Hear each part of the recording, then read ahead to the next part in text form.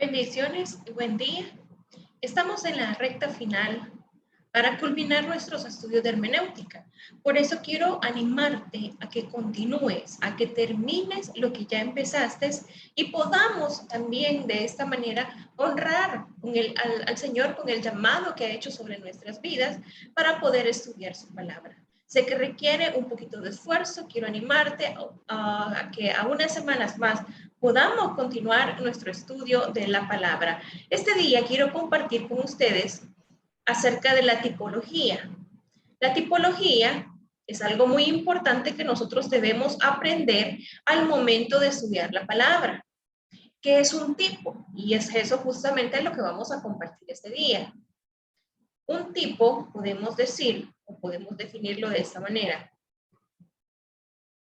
Puede definirse la tipología como el establecimiento de conexiones históricas entre determinados, ya sean hechos, ya sean personas o cosas del Antiguo Testamento y hechos, personas, objetos semejantes del Nuevo Testamento.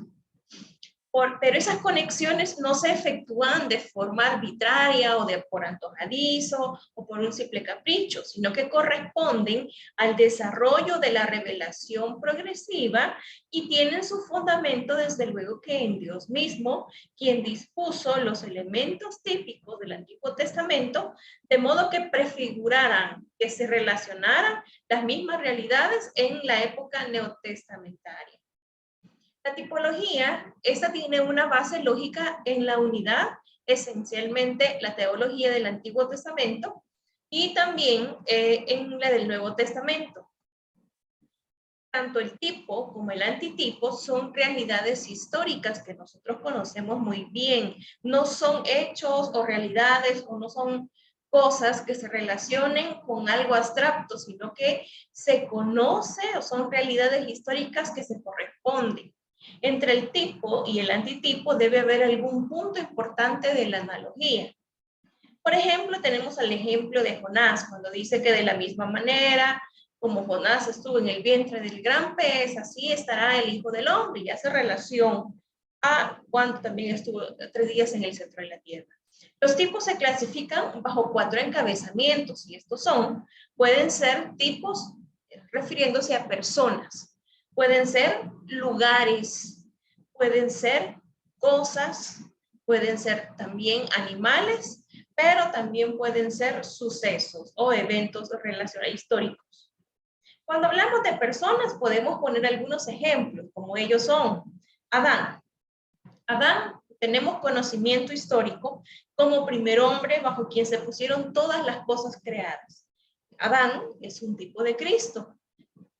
A diferencia que Adán no es el primer, que Cristo no es el primer Adán, sino que Cristo es el último Adán, que es cabeza sobre todas las cosas. Tenemos a Abraham. ¿Quién es Abraham para el pueblo judío? Es un personaje muy importante, pero también es un tipo de todos los seres humanos que serían justificados por la fe. También tenemos a Moisés. Moisés, caudillo, libertador, profeta, que guió al pueblo de Israel durante 40 años en el desierto, tipifica a Cristo por su fidelidad en relación con la casa de Dios. Él era fiel sobre la casa de Dios, así como por su función también profética que se conoce en la Escritura. Ahora, algunos ejemplos de tipos refiriéndose a lugares.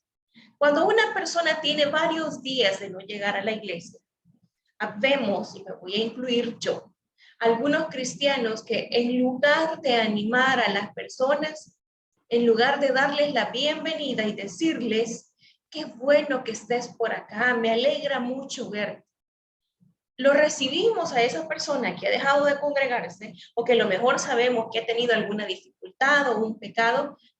Ya venís del mundo. Ya venís de pecar. Si alguna aflicción es de tener y por eso estás aquí.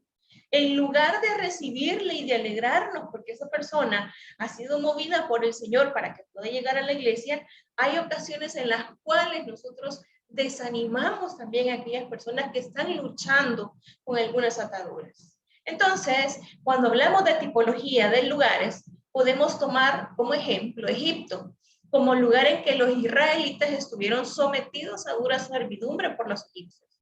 Es tipo del mundo en el que la humanidad está esclavizada por Satanás, que es el Dios de este mundo. También otro extremo podría ser Sión. Sión es el lugar donde David erigió una tienda para el arca y donde también estableció su trono rigiendo sobre el pueblo escogido por Dios. Sión ha de ser aún la sede del poder del Mesías sobre la tierra en bendición milenial. Hay lugares, hay iglesias que son llamadas de esa manera porque se cree pues que Dios estaba ahí rigiendo, estableció ahí su trono. Y con relación a las cosas y animales, podemos encontrar algunos tipos, como por ejemplo el maná. Recordemos que el maná era el alimento diario que el pueblo de Israel recibía. Maná significa ¿qué es esto? Maná era dado por Dios del cielo a los israelitas y es tipo de la gracia celestial para los que se hallan en el desierto, siendo Cristo el verdadero pan que descendió del cielo.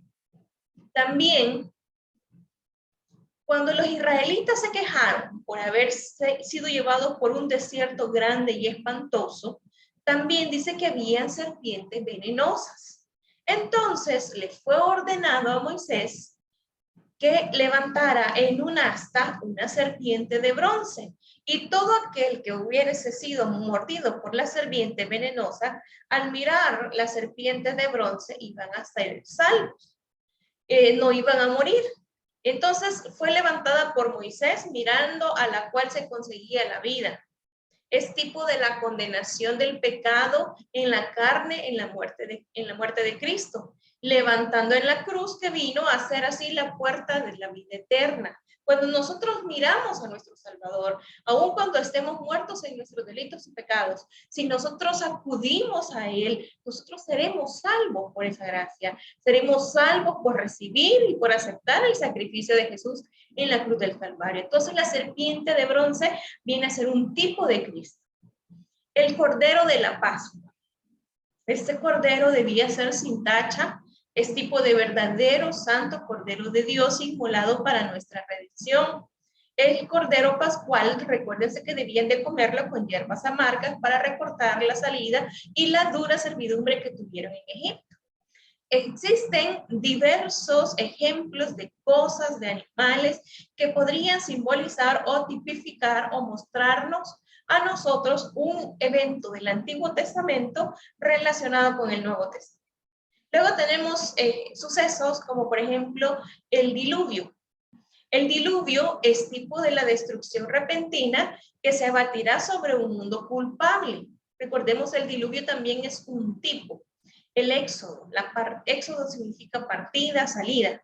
El éxodo de los israelitas tiene un claro antitipo en la liberación del pecado obrada por Cristo en cuantos creen en Él. Estos sucesos, estos eventos son tipos de la obra redentora de Cristo. Cuando nosotros encontramos figuras o palabras o eventos que tienen relación con la profecía, necesitamos interpretar esa profecía. ¿Por qué razón? La profecía es la predicción inspirada del porvenir. Es un mensaje, llámese encubierto, llámese enigmático, podría ser. Y esto es revelado a través de una persona que la Biblia llama profeta. Y este profeta es un vocero que declara la voluntad de Dios al pueblo. Y es básicamente, la profecía está refiriéndose a tres cosas. Primero, predecir acontecimientos futuros. Revelar hechos ocultos respecto al presente. Ministrar instrucción, consuelo y exhortación en un lenguaje poderosamente apasionado. También encontramos nosotros que estos tres cosas a las cuales se refiere la profecía, ya sea de predecir eventos, revelar hechos ocultos o ministrar instrucción a las personas, consuelo, exhortación, todo esto nosotros lo encontramos en la Biblia porque esencialmente es una palabra profética. El Espíritu Santo es el único autor de la profecía. Ninguno de nosotros puede atribuir a sí mismo victorias, no puede atribuirse con autoría de algo que debe acontecer, porque la Escritura misma dice que Dios es quien nos la revela. Por lo tanto, no hay una habilidad propia para decir yo tuve una revelación propia, sino que siempre debe de existir una fuente, y esa fuente tiene que ser la palabra de Dios, el Espíritu Santo mismo, que ministra la vida de las personas. La profecía también debe ser interpretada en base a los otros principios de hermenéutica, pero además debe de tener en cuenta las siguientes características que son propias de este campo. Por ejemplo, la perspectiva profética. A veces hay dos eventos separados entre sí por mucho tiempo y son complementados como si fueran, como que se estuviera refiriendo a lo mismo. Tenemos el ejemplo en Isaías, porque un niño nos es nacido, hijo nos es dado, y el principado sobre su hombro, y se llamará su nombre admirable, consejero, Dios fuerte, Padre eterno, príncipe de paz. Está refiriéndose a la primera venida. Pero luego dice, lo dilatado de su imperio y la paz no tendrán límite sobre el trono de David y sobre su reino, y poniéndolo y confirmándolo en juicio y en justicia desde ahora y para siempre. El celo de Jehová de los ejércitos hará esto. Entonces, la perspectiva profética tenemos que nosotros tomarla en cuenta, porque pueden existir pasajes en los cuales se están refiriendo a eventos en diferentes tiempos.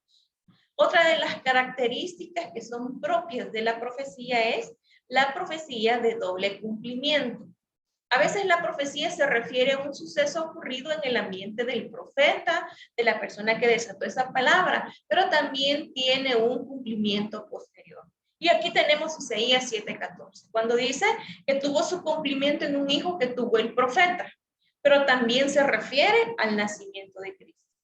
Luego tenemos otro ejemplo que es Oseas 11:1 y se refiere a la estancia de Israel en Egipto, pero también tuvo cumplimiento en la huida de los padres de Jesús a Egipto para evitar la matanza. Parte de esto se cumple también en el rey Salomón y parte de esto en el Señor Jesucristo. No solamente la perspectiva profética, no solamente el doble cumplimiento, sino también el lenguaje figurado. En la profecía también se utilizan figuras, símbolos para descubrir un suceso. Deben tenerse las mismas precauciones que en las otras figuras. Por ejemplo, tenemos la figura del Valle de los Huesos Secos, Daniel en el capítulo 2 con la imagen de Nabucodonosor, y existen diversos también ejemplos que nosotros debemos de tomar en cuenta. También debemos de tomar en cuenta la gramática especial. ¿Por qué razón? La profecía tiene ciertas formas especiales de gramática.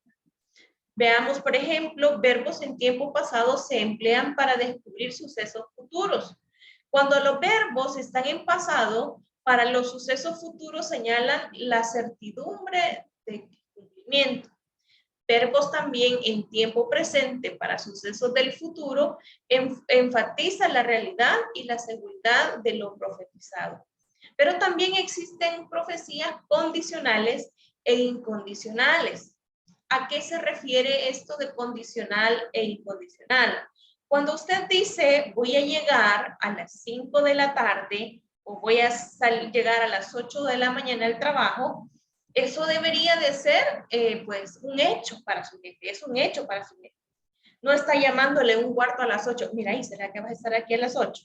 Usted ya sabe que debe cumplir un horario, que debe de cumplir y atender ciertos compromisos que se le han impuesto. Por lo tanto, las profecías condicionales son aquellas que Dios promete si nosotros cumplimos algo. Hay ciertas profecías que su cumplimiento dependen de la reacción de la gente. Acontecerá que si oyeres la voz de Jehová tu Dios, te vendrán todas estas bendiciones, nos dice Deuteronomio. Pero si no oyeres, es decir, la condición con la cual yo recibo esa palabra, puede hacer endurecer mi corazón y que el cumplimiento de esa profecía tarde en llegar. Libro de Jonás, la destrucción de Nínive. El cumplimiento de la profecía mesiánica no estaba sujeta a la condición. Es decir, aquellas que Dios ha dicho, voy a darte esto porque te lo he prometido. A eso se refiere con incondicional. Y luego tenemos la verdad revelada y la verdad escondida. Las profecías revelan unos detalles, pero otros no. Sabemos que el Señor vendrá. Por supuesto que sabemos, lo estoy escuchando desde que tenía 5 años. Arrepiéntase porque Cristo ya viene. Y me daba temor y decía, iba a saber cuándo va a venir. Y no sabía a qué se refería. Hemos escuchado que el Señor viene. Dice la Escritura, ciertamente Él va a venir. El Señor no retarda su promesa, según algunos la tienen por tardanza. No queriendo que ninguno perezca, sino que todos procedan al arrepentimiento. El hecho de que va a venir Jesús, va a venir, pero nosotros no sabemos cuándo, ni siquiera los ángeles. La misma Escritura dice que el día y la hora nadie lo sabe, solo mi Padre. Hablando Jesús, refiriéndose al Padre. Entonces, este tipo de cosas nos pueden ayudar a nosotros al momento de interpretar un tipo o interpretar incluso la profecía, que es parte de nuestro estudio de hermenéutica, que nos permitirá poder entender, poder discernir y poder acercarnos lo más posible a la intención que tuvo el autor de ese libro en querer pues transmitirnos un mensaje. Gracias por haberme acompañado y nos vemos la próxima semana para continuar nuestro estudio de hermenéutica. Dios les bendiga.